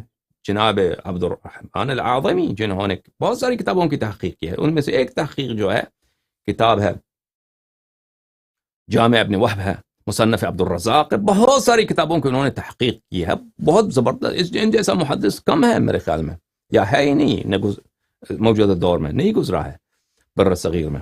اچھا، وَإِذَا اشْتَهَى أَن يُضَعِّفَ حَدِيثًا كَذَلِكَ نَبَذَهَا وَرَاءَ ظَهْرِهِ. اسی طرح اگر اس کو ضرورت پڑے نا کہ کسی حدیث کو تضعیف کرنا ہے، تو سارے وہ قواعد بھول جاتے ہیں، اس کو اپنے پیر کے نیچے ڈال دیتا ہے. اچھا، البانی اس کی بات، یہ جتنے علماء ہم نے نقل کی ان کی بات ہمارے لیے حجت تو نہیں، ہم شیعہ ہیں، بہرحال ہم کا نقل کرتے ہیں علماء مخالفین کے لیے کہ ان کے نزدیک یہ معتبر علماء ہیں. ان میں سے بعض ان کے نزدیک معتبر ہوں گے، بعض فرقوں کے نزدیک معتبر ہوں گے، لیکن ان کی مجموعی طور پر ان کے باتوں کو دیکھ کر تو شک نہیں رہتا کہ حدیث متواتر ہے. یہ کتاب حیات الالبانی وآثارہ وثناء العلماء علیہ، تحلیف محمد ابراہیم الشیبانی. اچھا، جزء اول، کتاب چھپا ہے سنہ 1987 میں. یہاں پہ وقد قال شیخ ابن باز یوما فی الشیخ، عبد العزیز ابن باز جو سعودی عرب کا گرینڈ مفتی تھا، مفتی اعظم تھا، اس نے کہا ما رأيت تحت أديم السماء عالما بالحديث في العصر الحديث مثل العلامة محمد ناصر الدین الالبانی. ابن باز فرماتے ہیں کہ آسمان کے نیچے میں نے البانی جیسا محدث اس زمانے میں نہیں دیکھا، کیونکہ دونوں کیا ہیں؟ دونوں وہابی ہیں نا. اچھا یہ کتاب ہے سلسلۃ الاحادیث الصحیحہ المجرد الرابع تالیف محمد ناصر الدین الالبانی چاپ مکتبۃ المعارف فی الریاض سعودی عرب. انہی احادیث میں سے احادیث صحیحہ میں صفحہ نمبر 330 میں من کنت مولا فعلی مولا اللہم والی من والا وعاد من عادہ. اس حدیث کو انہوں نے احادیث صحیحہ میں شامل کیا ہے. اور اس کے بعد اگلے صفحے پر اگلے صفحات پر صفحہ 343 میں فرماتے ہیں وللحدث وللحدیث طرق اخرى کثیرہ. اس حدیث کے بہت سارے جو طرق میں نے ذکر کیے ہیں اس کے علاوہ بہت سارے دوسرے طرق ہیں. جمع طائفة كبيرة منها الهيثمي في مجمع الزوائد. ہیثمی نے مجمع الزوائد میں اس حدیث کے ایک بہت حصے کو طرق کو جمع کیا ہے. وقد ذکرت وخرجت ما تيسر لي منها. میں نے ان 20-30 صفحات میں نے جو ذکر کیا ہے وہی جو میرے پاس وقت تھا میں نے ان کو جمع کیا ہے. مما يقطع الواقف عليها بعد تحقيق الكلام على اسانيدها بصحة الحديث يقينا. کہ اس کے بعد انسان کو قطع حاصل ہو جاتا ہے. قطع سے مراد عربی زبان میں کیا ہے؟ قطع سے مراد یقین ہے. القطع انسان کو قطع حاصل ہوتا ہے یعنی یقین حاصل ہوتا ہے کہ یہ حدیث صحیح ہے یقیناً رسول پاک صلی اللہ علیہ وسلم نے فرمایا. یہاں پہ جو لفظ صحیح اس نے استعمال کیا ہے اصطلاحی معنوں میں نہیں لغوی معنوں میں. وَإِلَّا فَهِيَ كَثِيرَةٌ جِدًّا. میں نے 20-30 صفحات میں جو میں نے لائے ہیں دیکھیں عزیزو اصل حدیث کو اس نے کس صفحے میں لایا؟ صفحہ نمبر 330 میں 330 میں ٹھیک ہے نا. اور یہ بات ہو رہی ہے صفحہ نمبر 343 میں. 13 صفحوں میں اسانید کا لسٹ لے کے آیا. اس کے بعد وہ کہتا ہے میں نے جتنا میرے پاس وقت تھا میں نے لایا. اس حدیث کے طرق بہت زیادہ ہیں. اور ابن عقدہ نے اسی حدیث پہ کتاب لکھا ہے. حافظ ابن حجر نے کہا منہا صحاح و منہا حسان. حافظ ابن حجر نے کہا ہے کہ ابن عقدہ کے احادیث جو ہیں صحیح اور حسن ہیں. جملۃ القول خلاصہ کلام ان الحديث الترجمه حديث صحيح بشطريه بل الاول منه متواتر عنه كما يظهر لمن تتبع اسانيده وطرقه. یہ حدیث کے دونوں فقرے صحیح ہیں. من كنت مولا فعلی مولا یہ بھی صحیح متواتر صحیح ہے. اور جو دوسرا فقرہ ہے اللہم والی من والا وعاد من عادہ یہ بھی صحیح ہے.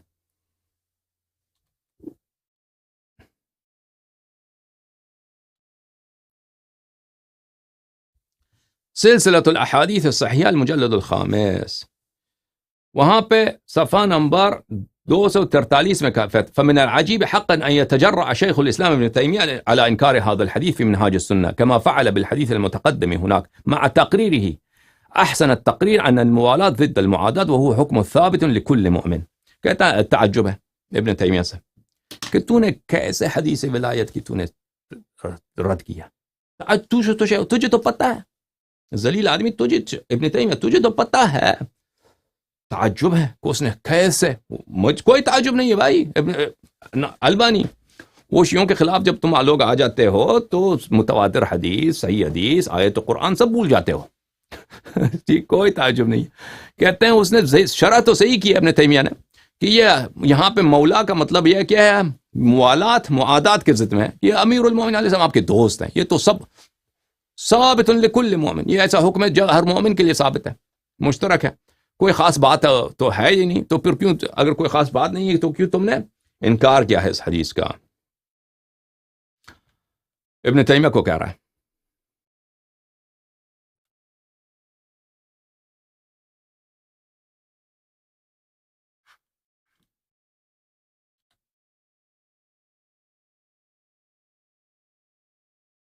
اچھا ان علماء میں سے جنہوں نے تصحیح کی ہے تصریح کی ہے کہ یہ حدیث متواتر ہے الشیخ احمد محمد شاکر ہیں. الشیخ محمد شاکر یہ ازہر کے بہت بڑے محققین میں سے ہیں. اور گرچہ ظاہراً یہ سلفی نہیں تھے لیکن جماعت سلفین کو بہت مانتے ہیں. ان کی تحقیقات کی ان کے کتب کی. اور ان کی وفات بھی پچھلی صدی میں ہوئی ہے یعنی 20ویں صدی میں ہوئی ہے. یہ کتاب ہے من العلماء الرواد في رحاب الازہر تالیف الشیخ محمد عزت تحتاوی. یہ ٹٹا سندھ کے عالم ہیں. انہوں نے کتاب لکھا ہے. الشیخ احمد محمد شاکر اس کے متعلق فرماتے ہیں كان عالما في فنون كثيرة فهو فقيه ومحقق وعديب وناقد ولكنه برز في علم الحديث. یہ فنون کثیرہ میں عالم ہیں، فقیہ ہیں، محقق ہیں، ادیب ہیں، لیکن ان کا جو امتیاز ہے وہ علم حدیث میں ہے. اچھا، حتی صار اماما من ائمتی فی هذا العصر، اتنی محنت کی انہوں نے فنون حدیث میں کہ اس عصر میں علم حدیث کے ایک بڑے اماموں میں سے ایک امام بن گیا. ان کے نزدیک تو امام ہر ایک کو امام کہتا ہے نا، ان کے نزدیک تو امام بہت سارے. اچھا، المسند لأحمد بن محمد بن حنبل، تعلیف الشیخ احمد محمد شاکر، جزء الاول، چھاپ دار الحدیث، سنہ 1416، 1995 میں ایک کتاب چھپی ہے، حدیث غدیر خم. اچھا، زادان روایت کرتے ہیں ابی عمر سے کہ سمعت علی فی الرحبہ، میں نے رحبہ کوفہ میں امیر المؤمنین علیہ السلام کو سنا، وہ ینشد الناس، کہ وہ لوگوں کو پکار رہے تھے اور لوگوں کو للکار رہے تھے. من شہدہ، کس نے سنا ہے رسول اللہ صلی اللہ علیہ وآلہ وسلم کو یوم غدیر خم وہ یقول ما قال، کہ رسول پاک صلی اللہ علیہ وآلہ وسلم نے یوم غدیر خم کیا کہا؟ انہوں نے کھڑے ہو جاؤ صحابہ، بتاؤ، شہادت دو. فقام 13 رجلا، 13 لوگ وہاں پہ کھڑے ہو گئے. فشہدوا، انہوں نے شہادت دی، انہم سمعوا وهو یقول من كنت مولا فعلی علیہ السلام مولا. انہوں نے سنا، انہوں نے کہا کہ ہم شہادت دیتے ہیں کہ ہم نے یہ حدیث رسول پاک صلی اللہ علیہ وآلہ وسلم سے سنا، من كنت مولا فعلی علیہ السلام مولا. یہ اسناد کہتے ہیں یہ تو بنفس ہی یہ اسناد ضعیف ہے کیونکہ اس میں بعض راوی مجہول ہیں، لیکن واما متن الحدیث فانه صحیح ورد من طرق کثیرہ. یہ حدیث جو ہے، اس کا متن جو ہے یہ ثابت ہے، یہ ثابت ہے، اس کے بہت سارے طرق ہیں، طرق بہت زیادہ ہیں، عبارت اخرى ہیں تواتر سے.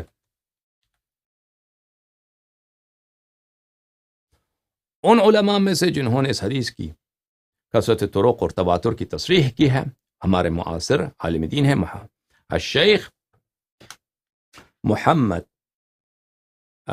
ابن الشیخ العلامہ علی ابن آدم ابن موسیٰ. اچھا، یہ ایک مکے میں رہنے والے ایک وہابی، کٹر وہابی ہیں. انہوں نے سنن ابن ماجہ پہ شرح لکھا ہے، مشارق الانوار الوہاجہ فی شرح سنن ابن ماجہ، مجلد الثالث، چاپ دار المغنی فی ریاض سعودی عرب میں کتاب چھپی ہے. بھلے یہاں پہ صفحہ نمبر 202 میں فرماتے ہیں وجملۃ القول ان حدیث الترجمہ حدیث صحیح بشرطیہ بل اول منه متواتر عنه كما يظهر للمتتبع اسانیدہ وطرقہ وما ذکرت منها کفایہ. وہ بلے البانی کے قول کا نقل کرتے ہیں کہ حدیث غدیر بشطریہ، دونوں اس کے دونوں حصے صحیح ہیں، اور پہلا حصہ جو ہے اس کو تو کثیر الطرق ہے، متواتر ہے، اور اس کو نقل کرتے ہیں تائید کے طور پر، اتفاق کے طور پر، لذا ان کا اپنا بھی یہ قول ہے.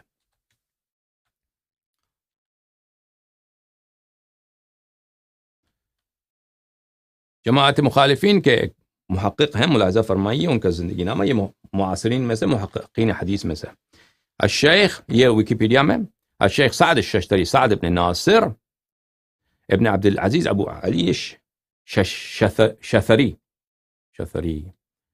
بل یہ عضو حیئت کبار العلماء فی مملکت العربیت السعودیہ. یہ حیئت کبار العلماء جو ہیں سعودی عرب میں، عربستان میں، سعودی عرب نہیں کہنا چاہیے، سعودی عرب غلط ہے، ایک خاندان ہے سعودی، ٹھیک ہے نا. یہ نجد و حجاز پر انہوں نے اپنے خاندان کا نام رکھا. مثلا پاکستان میں کوئی خاندان آ جائے نا، مثلا نواز شریف کا خاندان، کہتے ہیں پاکستان کا نام چینج کرو، ہمارے خاندان شریف خاندان کے شریفستان رکھ دو، تو تم کیا کہو گے؟ لعنت کرو گے نا. کہو گے کہ غلط بات. یا اگر محمد علی جناح ہے اور کہتے ہیں یہ پاکستان میں نے بنایا ہے، میں اس کو اپنے نام پہ رکھتا ہوں، اس کو چھوڑو، جناحستان رکھتے، تو آپ لوگ کیا کہتے ہیں؟ آپ کہتے ہیں وہ کرتا بھی نہیں تھا، وہ بیچارہ محمد علی جناح جو تھے وہ کچھ شریف آدمی ہی تھے، ظاہراً اتنے دینی آدمی نہیں تھے، شیعہ اثنا عشری تھے، لیکن اتنے زیادہ متدین آدمی نہیں لگتے تھے ہمیں، پتہ بھی نہیں نماز پڑھتے تھے نہیں پڑھتے تھے. خدا رحمت کرے ان کو، جیسا بھی ہے، بخش دے ان کو.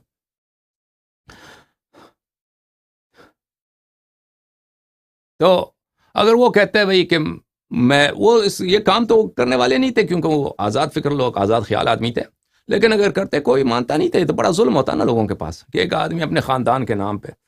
اب نجد و حجاز، جزیرۃ العرب میں ایک خاندان جو ہے انہوں نے ملک پہ اپنا نام رکھ دیا کہ المملکۃ العربیۃ السعودی، سعودی عرب۔ یہ غلط بات ہے، کتنا ظلم ہے تاریخ کے ساتھ، وہاں کے لوگوں کے ساتھ، اور کتنا ڈکٹیٹرشپ ہے۔ اچھا، تو یہ وہاں اس ملک میں، اس بادشاہت میں، وہاں پہ ایک بورڈ ہے علماء کے، ایک کمیشن ہے جو سب امور پہ ان کا نظارت ہے۔ وہابی کٹر، سب کٹر وہابی ہوتے ہیں، اور سب امور پہ وہ انہی کا فتویٰ چلتا ہے، اور وہ کیا ہے؟ ہیئت کبار العلماء، کمیشن یا کمیٹی بڑے علماء کی، وہ فتویٰ انہی کا چلتا ہے تمام امور میں، امور الدین میں، داخلی امور میں جتنے قوانین ہیں وغیرہ ہیں وغیرہ، سب انہی کی رائے چلتی ہے۔ یہ اس کا عضو ہے، ٹھیک ہے نا۔ انہوں نے المطالب العالیہ بزوائد المسانید الثمانیہ، ابن حجر عسقلانی کے انہوں نے تحقیق کی ہے۔ اچھا، یہاں پہ صفحہ نمبر 1420، یہ کتاب صفحہ چھپی 1420 میں، صفحہ نمبر 96 میں، وقول النبی من كنت مولاه فعلي عليه السلام مولاه حديث متواتر نص على تواتره عدد من الائمة الكرام، ٹھیک ہے نا۔ حدیث غدیر قوم متواتر ہے، بہت سارے علماء حدیث نے اس حدیث کے تواتر پہ تنصیص کیا ہے۔ منہم الحافظ ابن حجر، ان میں سے ایک ہے حافظ ابن حجر فتح الباری میں، حافظ ابن حجر جیسے میں نے آپ کو دکھایا۔ اچھا، ان کتاب پہ ان کے، یہ کتاب کی کتابت انہوں نے خود نہیں کی، ان کتاب کی کتابت ان کے شاگردوں نے کی ہے، البتہ ان کتاب کی کتابت پر ان کا سپرویژن ہے۔ اچھی بات ہے عزیزو۔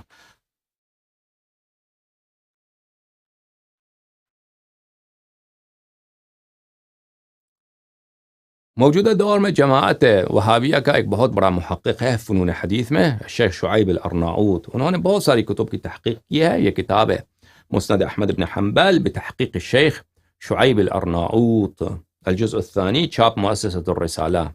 یہاں پہ صفحہ نمبر 71 میں حدیث غدیر قوم من كنت مولا فعلی علیہ السلام مولا، اس کے ذیل میں کہتے ہیں یہ حدیث صحیح لغیرہ ہے، یہ حدیث جو ہمارے پاس ہے فی نفسی، اس کے سند میں کچھ مجہولیت ہے، لیکن متن الحدیث صحیح ورد من طرق كثيرة تزيد على 30 صحابیا،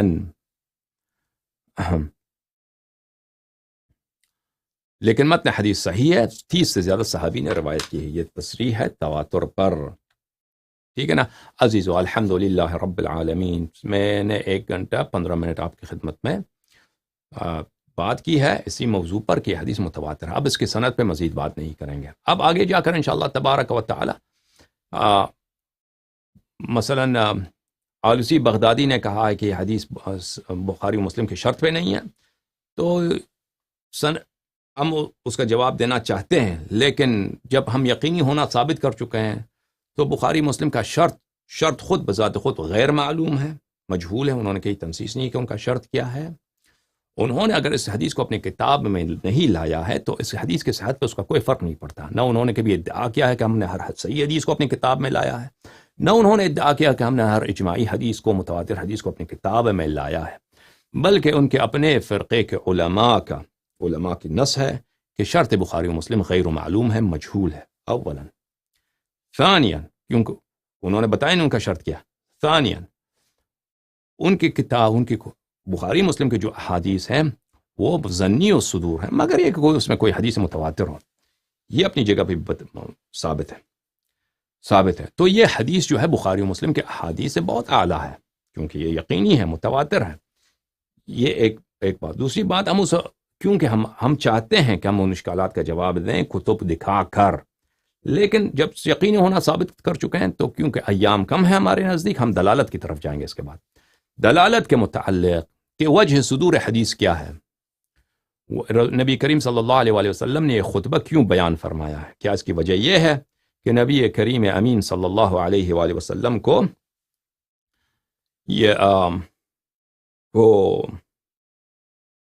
یہ پتہ چل گیا تھا کہ یہاں پہ کوئی جھگڑا ہے، دل گرفتگی ہے، آپس میں ناراضگی ہے، اس کو دور کرنے کے لیے، یا نہیں یہ امامت بیان کرنے کے لیے، اور یہ بیان کریں کہ مفعل کیا افعل کے مولا اولا کے معنی میں آتا ہے یا نہیں آتا، ان چیزوں کو بیان کیا جائے، اور ہمارے پاس دلائل کیا ہیں کہ یہ معنی متعین ہے اولا کے لیے، کہ النبی اولا بالمؤمنین من انفسهم، کہ نبی کریم امین صلی اللہ علیہ وآلہ وسلم کو مؤمنین کے حیات میں جیسے وہ حکم کریں وہ نافذ ہے، وہ حکم نافذ ہے، جیسے وہ ارادہ فرمائے وہ نافذ ہے، کسی کو مخالفت کی ضرورت نہیں ہے۔ فلا وربک لا یؤمنون حتى يحکموک فیما شجر بینہم ثم لا یجدوا فی انفسهم حرجا مما قضیت ویسلموا تسلیما، کہ کوئی مومن نہیں ہوتا اس وقت تک کہ بالکل تسلیم ہو نبی کریم صلی اللہ علیہ وآلہ وسلم کے سامنے، اور ان کے اگر کسی حکم سے اپنے دل میں بھی کوئی حرج پائے تو اللہ نے قسم کھا کے کہا ہے کہ وہ مومن نہیں ہے۔ تو وہی مقام اور وہی مرتبہ سید المسلمین علیہ الصلوۃ والسلام کو حاصل ہے اس حدیث کی روح سے۔ اب اس کا بیان انشاءاللہ تبارک و تعالی دلائل آگے جا کر ہم بیان کریں گے سب مخالفین کے کتب سے انشاءاللہ تبارک و تعالی۔ اس میں کچھ وقت لگے گا، آپ لوگ بور ہو جائیں گے، لیکن جو مومن ہیں، جو تحقیق کرنے والے ہیں، ان کے لیے بورڈم نہیں ہے۔ یہاں پہ بہت مسائل ناب ہیں۔ ناب کس کو بولتے ہیں؟ جو بہت کمیاب ہیں، بہت نفیس، بہت ہی اعلیٰ قیمتی مطالب ہیں جو آپ کو کہیں نہیں ملے گا، ہم آپ کی خدمت میں پیش کریں گے انشاءاللہ تبارک و تعالی، اور یہ اگلے حلقات میں آپ کی خدمت میں پیش کیا جائے گا۔